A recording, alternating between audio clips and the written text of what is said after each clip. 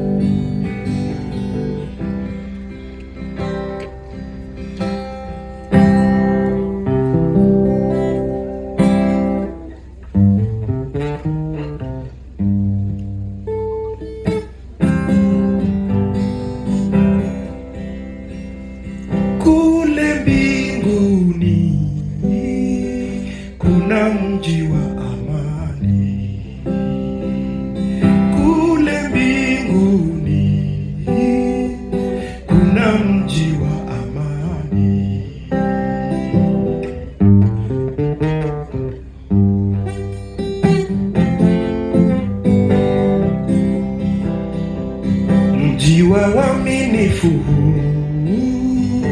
itakuwa ni furaha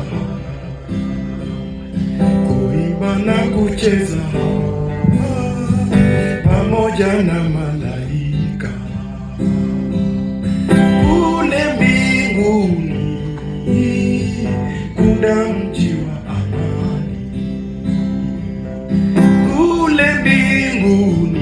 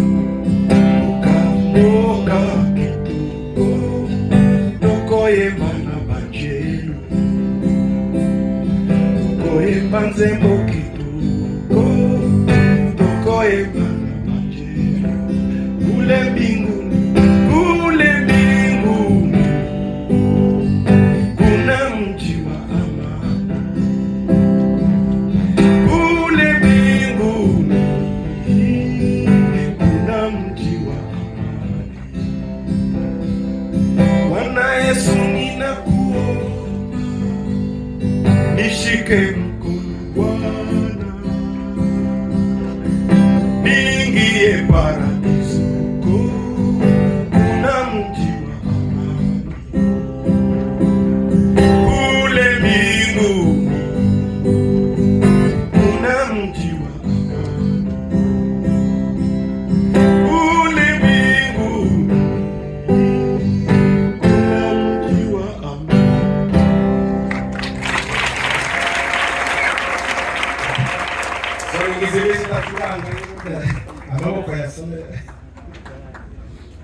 Imana ishimwe cyane. Haleluya. Tuvuze tubisabye mu izina rya Kristo Yesu wazutse. Amen, amen. Amen. Reka twongere duhe Yesu icyubahiro. Haleluya. Haleluya. Haleluya. Haleluya. Amen. Turashima Imana uyu mugoroba njye ndashima Imana cyane ko nagiriwe ubuntu mukampa uyu mwanya ngo ngire icyo mvuga mbwirize imbere y'ababyeyi bacu. Muzehe Simoni nashaka nkumva ubwiriza unatubwiriye umubyeyi wagiye, ariko kuba mwambaye umwanya Imana ibaho umugisha. Uracyabivuga sawa. Sinzi ko nabwiriza, ndavuga gatoya, ariko kuvuga ku biragoye cyane, kuko njyewe namenye izina Revera kuri Revera. Ndagira ngo aba generation yanjye mwari muzi ko hari undi Revera ubaho. Abandi batumva njye umuntu azaba ngo ni Revera akaba ari we mbona. Revera izina Revera ubwa mbere ndagira ngo ni mu ijambo ryatangiye. Ahandi iriya ruguru mu misozi hari aho mwari mwarumvishe Revera. Tuvugisha ukuri, si mu bijombo izina Revera ryaje muzehe kira niho bageze iwacu mu bijombo kera muri 79. Nari mfite imyaka 8. Uwo munsi umwana ntaza yibagirwa. Ndibuka baraza, bari bafite abakobwa babiri batoya, umwe yenda kungana n'uwo dukurikirana Kereni, undi nawe nkamuruta gatoya Nyavubiro n'amahombi, n'utwana dutoya Mushumba na Erike. Shemu yarakuze gatoya, bari mukuru na Yafete. Noneho baraye mwacu, sinzi iyo bari bavuye, ariko mu nzu hari ibirori byinshi cyane. Nje mvugira rero gukina n'abari abantu batoya bandi, kuvuga ngo Revera yaje. Icyo kintu Revera ni iki? Bukeye bava mwacu, sinzi aho bagiye mu yindi nzu, ariko numvaga nyina ari abo mwacu. Abari we twakuze tubona, nta wundi mupasiteri twamenye, njye niwe namenye. Aho nakuye gukunda ijambo ry'Imana ni kuri we. Mwene data amaboko yabivuze, we bahuriye Julia niwe wandeze. Yarabwirizaga akavugira kuri toyo hejuru, akarinda arangiza kiri hejuru. Abandi tuvuga wagera hejuru ukamanuka kuko umwuka wawe we muzi atangiye kuzamuka mu kirere, akagera iriya agatanga amen. Imana ishimwe cyane. Izo zatumye ushaka ijambo ry'Imana ngo ndimenye nkuko yararize. Yararivuga akakivuga mu mutwe, igipanda akavuga Bibiliya, akayicuranura akayimanura, akavuga byakozwe n'inuma, akajya mu ndirimbo, akagaruka mu itangiriro. Ibi bintu bibaho. Nuko igihe cyo kubatizwa baratwiga ngo tubatizwe, kuko icyo gihe ntibapfaga kubatizwa.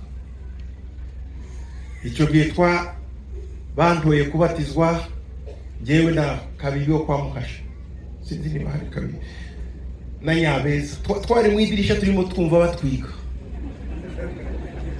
batwiga niba tugomba kubatizwa. Badusohoye twagiye hanze, muzehe Petero aratwigishije.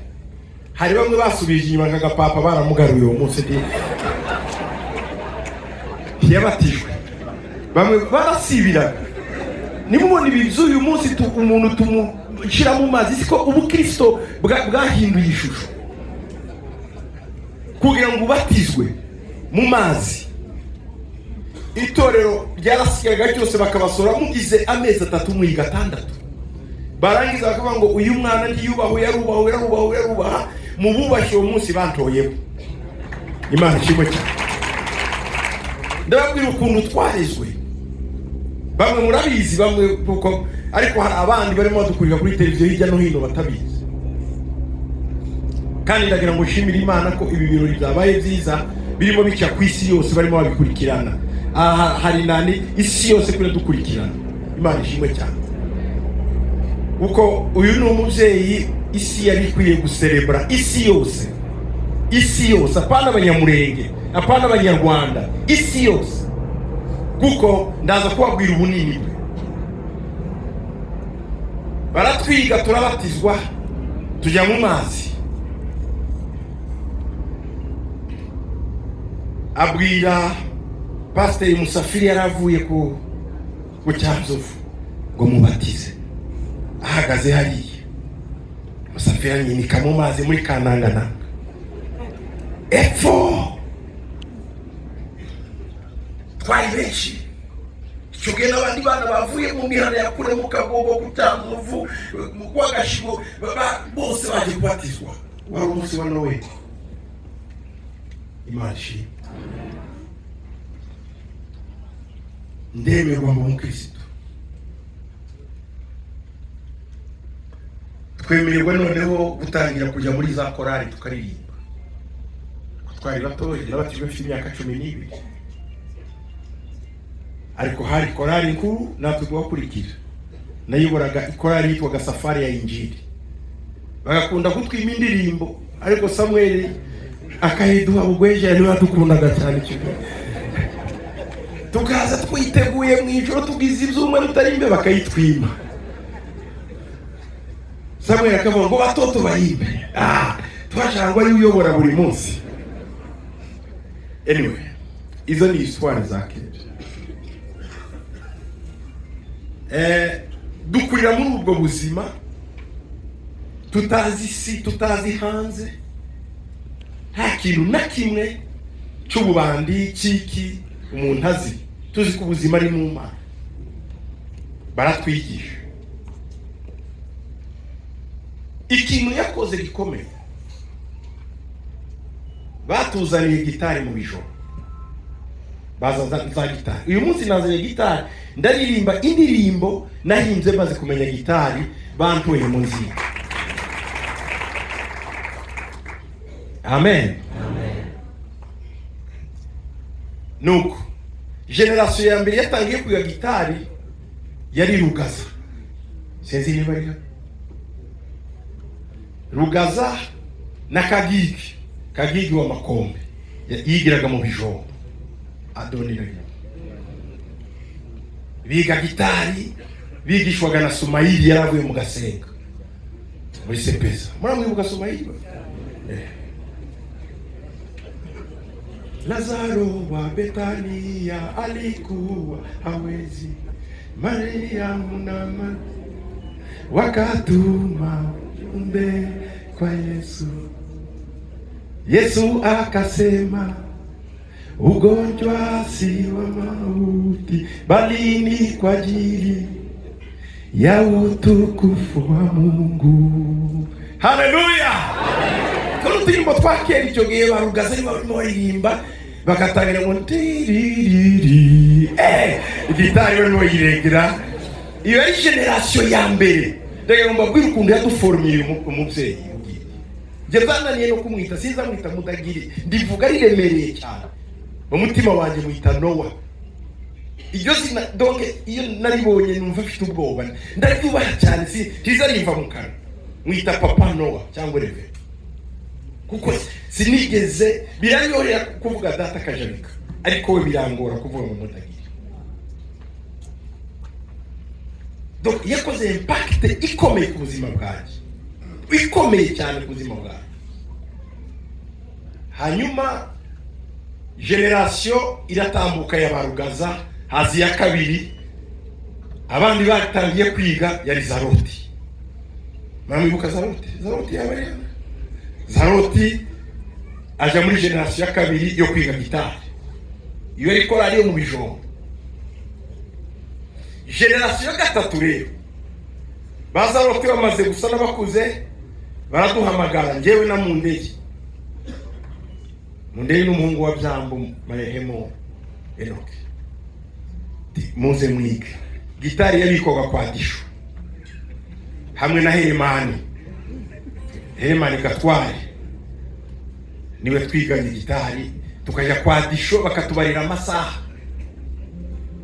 Batuzanira Beveruye, batuzanira umubembe wari uvuye i Remera. Numvaga bavuga na data na papa bavuga ngo ni mwene Mupenda.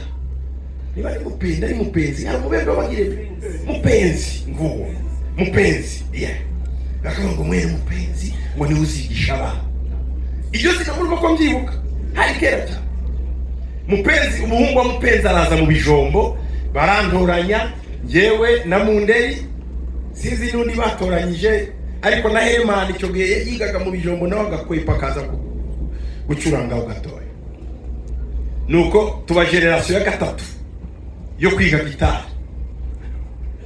Uwo mugabo aratwigisha neza gitari, ararangiza sorti ya mbere twakoze wari umukutano twakoreye mu Kagongo. Na Munderi tuja kuvuza gitari. Icyo gihe higishije nyakwigendera Muzehe Kamburi. Yigishije ijambo rivuga uwo munsi ngo ukuboko k'umunyamwete.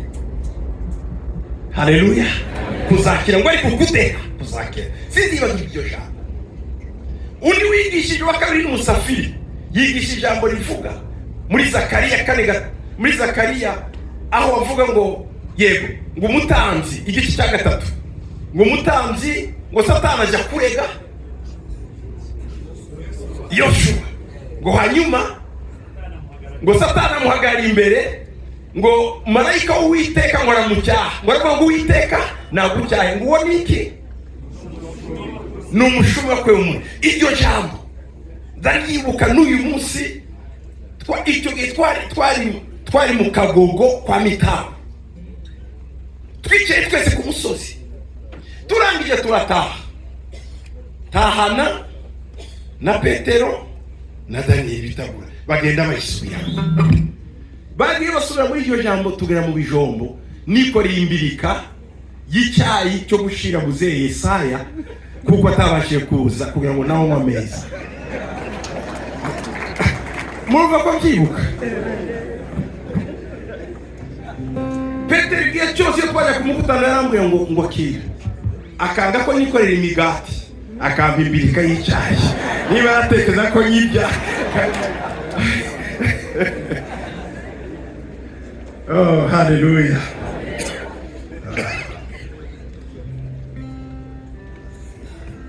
Tujya kuvuza uwo munsi gitari mu Kagogo, turataha tubona ko Imana itugiriye neza, none dutangira kwiyadapta.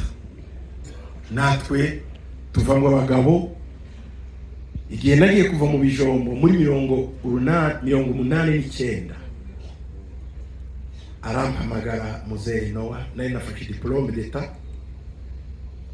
Nuko papa aje kumureba aramubwira ngo umwana agiye kugenda. Icyo gihe Muzehe Ruhosha niyo waje kunza. Papa yari yaranze ko njya kwiga, aravuga ngo guma. Ese kubera iki? Ngo ngo guma. Njya kureba Kirimba ngo aje kumwiginga. Aravuga ati mfite ubwoba ni murekura azamera nkabaza ari na barube. Abo ni bakuru banje yarekuye ntibagaruka. Uretse ko baje kugaruka nyuma Yesu ashimwe. Bati nibwo ngo mfite atariko abwira Kirimbo yari beau-frère. Mfite mushiki wanjye mukuru Kesi. Avuga atariko atuye twaramureze sinzi ko ashobora gupfa kubiva. Ruhosha araza arambwira ngo umwana nanibuka ajya mu cyumba aramubwira ngo Ruhosha ngo ko ari wowe ndamuguhaye. Ruhosha arantwara nje kisanga. Noneho papa arambwira ngo jya kwa Rivera uje kumubwira ko bari babivuganye. Sanga yateguye lettre ya recommandation na carte nziza cyane ko nari umukristo muri paroisse yo mu Bijo. Ararimpa byombi nabijyanye mbige y'ikisangani mbwira Ruhosha navuga ati tuje kwa pasiteri nje kumwereka ibyangombwa. Ruhosha aranjyana tujya kureba Professeur Dr. Kitwa, ababaye ikisangani muramuzi. Dr. Kitwa murebye yagira nawe ari umupande ko tugira amarigere menshi arambwira ngo ugomba kugira amezi 6 wicaye tukwiga. Nanjye muri je hareba umujyi w'ikisangani ndasenga urantwa. Ndabigenza. Subira yo kwinginga nawe ndi umukristo dore pasiteri wanje yarandekomanze. Aravuga ati icara amezi 6 tukwiga. ubwo turi mu yindi si, nabonye indi si, isi ikisangane mu banyeshuri ndabona ibintu bitandukanye. Icyumweru cya kabiri mpageze baravuga ngo ari conference. Iyo conference yavuga ngo hari abaprofeseri babiri bari badefanda ko Imana itaba, ngo Dieu n'existe pas. Uwo munsi nagize amayinga abiri ibyumweru bibiri ndasinzira. Hari aho bavuga ngo Imana ntibaho, bwari ubwa mbere mbaye expose muri ibyo, kuko nakuze nzi ko Imana ibaho. Noneho njya muri iyo conference, bararwana abagabo, bararwana baravuga. Umwe ari umufilozofe, yari yarize filozofi ngo ni Mayani, Professeur Mayani, abisangana muri mwibuka. Professeur Mayani yize umufilozofe utarasokoza imisatsi, agerageza kwerekana ukuntu Imana itabaho. Araseka cyane ngo Yesho yaravuze ngo Imana yaravuze ngo izuba rihagarare, ngo rihagarara gute, ngo murumviza ari scientifique. Bibiliya yarayishwanya gusa arayirangiza. Undi umusologe nawe aramwakira, kitwa arahaguruka agiye kuvuga ngo ceceka, ngo wewe ngo uri umufilozofe, ngo wize theologie ceceka. Yamari mbona sare yose ikomye mu mashyi. Tahana iryo joro nagize ibyumweru bibiri, amayinga abiri, ndasinzira mvuge se Imana ibaho, Imana ntibaho. Biramvanga cyane mu mutwe wanjye. Nigira inama ndavuga nintegereza amezi 6 ya Kito ibintu zabigwa. Ndamanuka njya mu mujyi hagati y'Ikisangani, ngezeyo mbona kapa kanditse ngo Assemblée de Dieu. Assemblée de Dieu. Ninjiyemo ndareba nsanga hari umuzungu ubagize amezi 3, Mr Jones, yatangiye itorero rivuga igifaransa rya Assemblée de Dieu. None subiye kuri université mbwiye Matayo wa Muzehe Dawudi Mutanga yitavye Imana. Ndamwe ati yewe nabonye Kadeze. Ati wayibonye? Ati tumanuke. Turabanukana mu mujyi nawe Ikisangani, tuje kureba. Nivuga Kadeze abasepeza ndimo babare ni mwazakiriye n'ingufu. Abasepeza gamutababara ngo navuze mwabaye zarakemutse. Okay, Imana ishimwe. Murakoze cyane ko byakinitse. Nuko turahoberana n'amatayi tuvoye Kadeze twaribo Kisanga.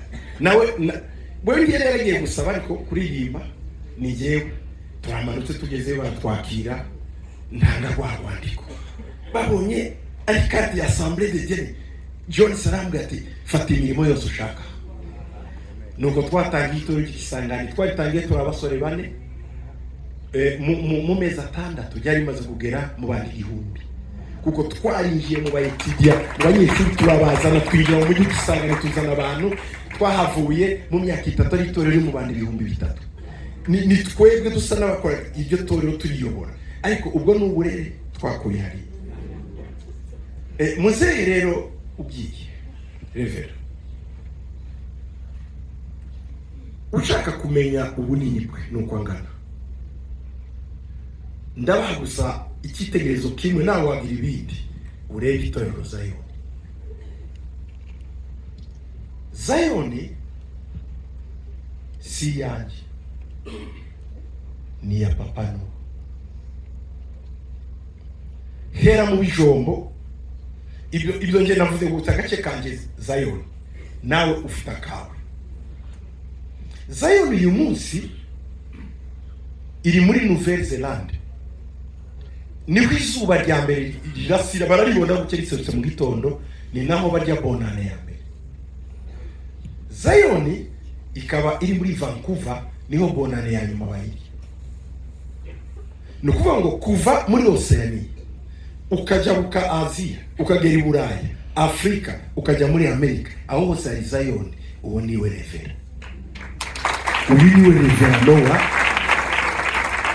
Dukwiye gucyubahiro kirenze icyo tudutekereza, kirenze icyo tudutekereza. Donc si umugabo mutoya, oya, si umugabo muto na n'umugabo munini cyane. Nasabye abana bo kuri televiziyo, ndavuga mugende mufate televiziyo muyimure kugira ngo isi yose ibone no. Isi yose ibone no. Harimo abazungu, harimo abirabura, harimo abanyafrika batandukanye, harimo abantu benshi cyane. bamubone data. Uyu ni data, uyu ni data, uyu ni umubyeyi wahinduye ubuzima bwacu. Titwabanye igihe kinini cyane, urumva ko navuye Igisagara muri 80 mfite imyaka 18, ariko ubuzima mfite ibyo ngenderaho naho nabikuye.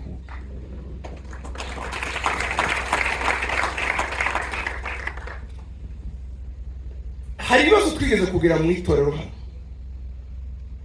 bukeza kundeba muri biro, arambwira ngo ndashaka twicarane nawe mbwira amakuru y'ibibazo wagize. Ndamubwiye yose, arambwira ngo niyo nkicyemera neza ko uri umukozi w'Imana. Ndamubwira ngo ngwiki, mvuye muri yo n'ibibazo niyo nkicyemera. Arambwira ngo uri ngo niyo nkibimenya. Ndabwira ati se nanjye nakubaza ikibazo ati mu murimo w'Imana habamo intambara iz'abapasiteri ubwabo, mwe mwarazigize? Arambwira ngo natwe twarazigize, ngo ariko twajyaga muri baraza tukazikemura. Ya baraza twumvaga ngo mwagiye muri baraza, tugira ngo mwagiye gusenga, ngo reka ngo twabaga tugiye gucoca ibibazo. Ese baraza ari ibibazo? Arambwira ngo uretse ko harimo n'ibindi gupanga gahunda, ngo ariko haba ibibazo hagati yacu tukabikemura. None se ko ari wewe wansengeye kuba pasiteri, ni wewe wampaye kubatizwa, urampa rekomandasiyo, ngiye gusengerwa kuba pasiteri muri 99 mu kwezi kwa 7 yavuye mu Bijombo, niwe wansengeye hano i Remera. Data yarambwiye ngo bwira Nowa agusenge. Tumutuma aramanuka, bwira Nowa agusenge. Hari foto bahagararanye nawe na data barimo basengera ku bupasiteri muri 99. Icyo gihe twari kumwe na Peter Mutima, nawe yari ahari, na delegation yari yazanye y'abazungu bari bavuye muri Mene, barasengera kuba pasiteri. Arampana Afrika Haguruka ya mbere twakoze umwaka w'2000, niwe nahamagaye kuba umuvugabutumwa wa mbere. Dutangira Afrika Haguruka, yatangiranye indirimbo ivuga ngo jyana umucyo muri Afrika. Abari bahari murabyibuka icyo gihe yarayiririnze, jyana umucyo muri Afrika,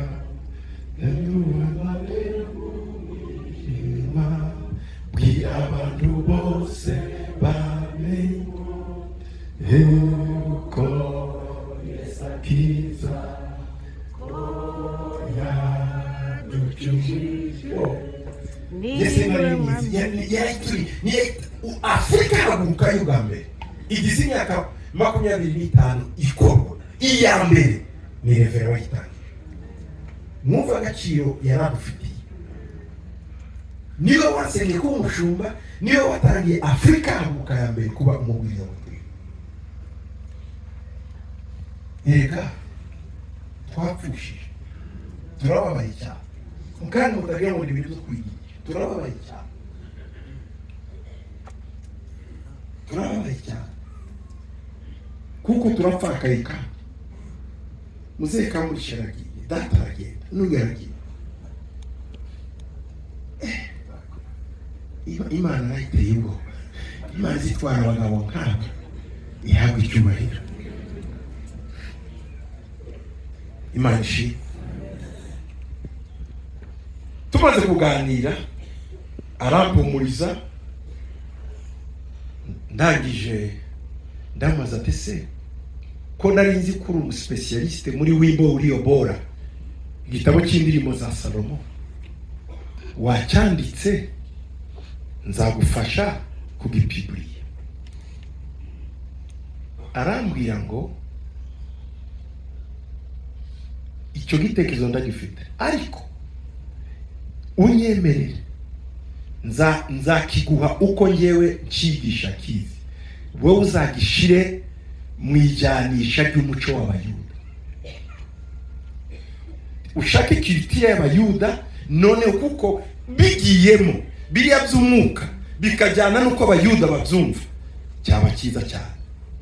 Ndamubwira umpaye ikizame gikomeye, ariko ndakwemereye nzagikora. Muri 2019 ndi muri Amerika, nicyo gihe nagiye mu ishuri ryo kwiga igiheburayo. Icyo nacigiye harimo kugira ngo tuzakorane nawe ku ndirimbo za Salomo. Nize igiheburayo imyaka 5 muri Universite y'i Yerusalemu, imyaka 5 niga igiheburayo kuva mu itangiriro ndetse no mu isezerano rishya igiheburayo kandi ari ikigiriki. Niga n'Ikiarameya, n'Ikiakadiya, n'Ikigeeze cyo muri Ethiopia. Cyane cyane icyabinteye cyari ikigita, kuko yarabisabye ndavuga nzabikora. None agiye tutarabikora, ariko numvishe inkuru nziza ko hari draft afite. Ndasaba ngo muzayimba, nzayikisha mw'amaso ndebe none nyatapite mu ndirimbo za Salomo mu Giheburayo. Uyu mubyeyi ugiye nta mwenda asize. Nanjye ubwanjye ntekereza ko nari bucurabwe, nanjye mfite none abandi, nanjye mfite abandi nitabana. Niba yarafite ubuviva kamira mu mana simbi, mfite nanjye bo nitabana nabyaje ubutumwa bwiza. Ni ukuvuga ngo rero akazi yakoze Imana imumugisha. Munyemere ndirimba ku karirimbo, hanyuma ndavuga gusa iminite mikeya kwijana. Iyo ni indirimbo ya mbere nahimbye maze kumenya gitari. Ngize imyaka ndacuranga kubera nyina wa Fabien naba nibo nanjye mfite abana. Uyu Fabien ni ugucura bwa mukwiza. Umwana wa Nyahoza kose niwe gucura uyu nguyu. Uyu nawe ni umucuranzi kabuhariwe.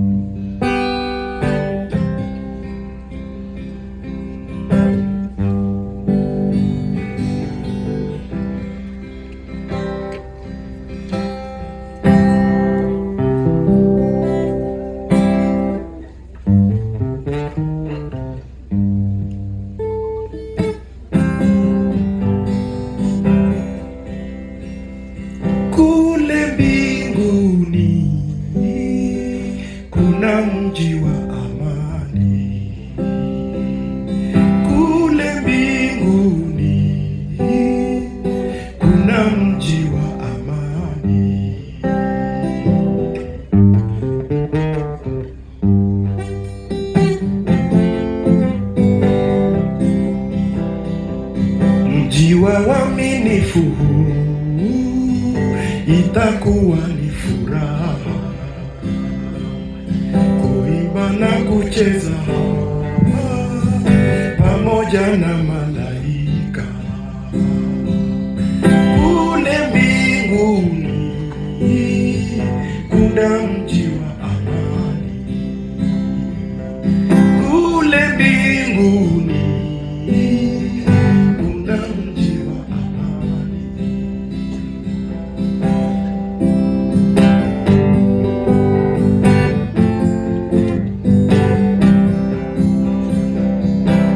Nalo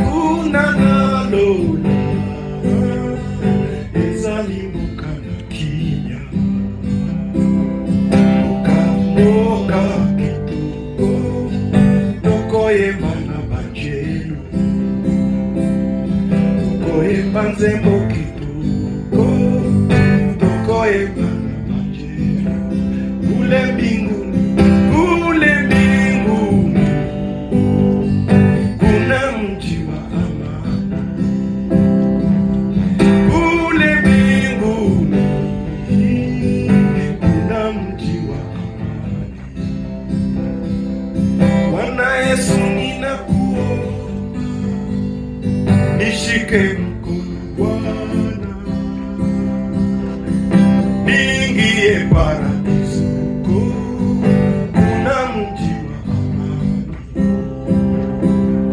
kule mbinguni kuna mji wa amani, kule mbinguni kuna mji wa amani.